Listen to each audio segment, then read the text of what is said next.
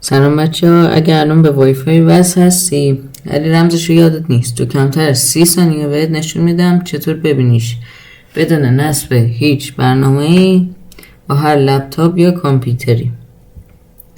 اول سرچ میکنی کنترل پنل،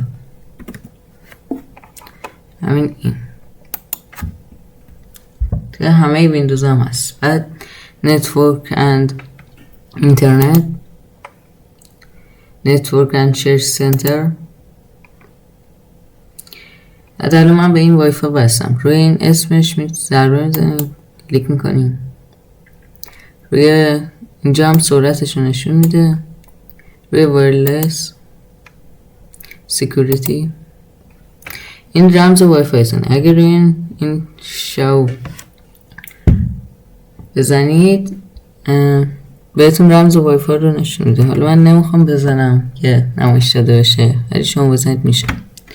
و فکر میکنم، مطمئن نیستم، اگر اینو پاک کنید و هر رمزی که بخواید بزنید عوض بشه رمز وای فای، ولی من تا حالا تست نکردم و الان هم نمیخوام تست کنم.